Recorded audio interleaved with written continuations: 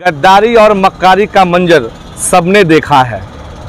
एहसास फरामोश के हाथों में अपनों के लिए खंजर सबने देखा है।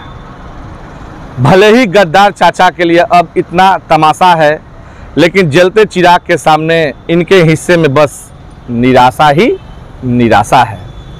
देखिए, आप जिस विरोधी की बात कह रहे हैं वो बिल्कुल ही हम उसको असहज महसूस कर रहे हैं, क्योंकि जनता दल यू के दो नेता का स्वागत जिस तरीके से भव्य हुआ पटना में, और ये तीसरी जो नेता आ रहे हैं, मतलब तीसरे नेता पशुपति कुमार पारस जी का स्वागत हो रहा है, और जिस तरीके से स्वागत की तैयारी की जा रही है, जिस तरीके से होर्डिंग बैनर पोस्टर लगाए गए हैं, ये जदयू पार्ट 2 के नेता पशुपति कुमार पारस जी हैं।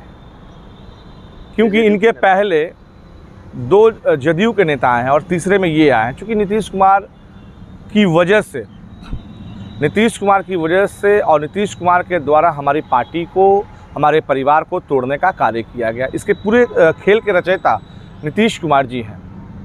तो कहीं ना कहीं ये जनता दल यू पार्ट 2 के नेता आ रहे हैं पशुपति कुमार पारस जी। तो आपने भी तो पशुपति कुमार पारस के स्वागत के लिए कुछ कविता लिखी है, हम चाहेंगे कि सुना दीजिए वो कविता। नहीं, वो कविता है, सच्चों के सामने जिसने भी साजिश रचा है, वो भला कभी किसी की आंख में जचा है।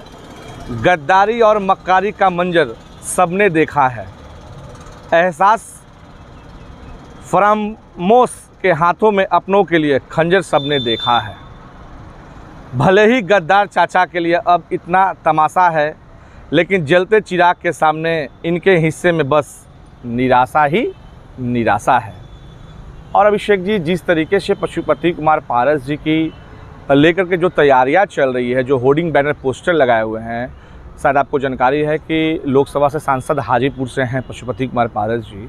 वहाँ दियारा क्षेत्र में जिस तरीके से बाढ़ का जो प्रकोप दिखाई दे रहा है, वहाँ की जनता त्राही त्राही माम कर रही है। पारस जी चुनाव जीतने के बाद कितने बार हाजीपुर गए हैं, ये वहाँ की जनता पूछती है और बिहार की आवाम पूछती है। जो पैसा इसमें उन्होंने खर्च करवाए अपने कार्यकर्ताओं के द्वारा, यही पैसे को खर्च करना चाहिए था उन आपदा में जो लोग फंसे हुए हैं उनके भोजन के लिए।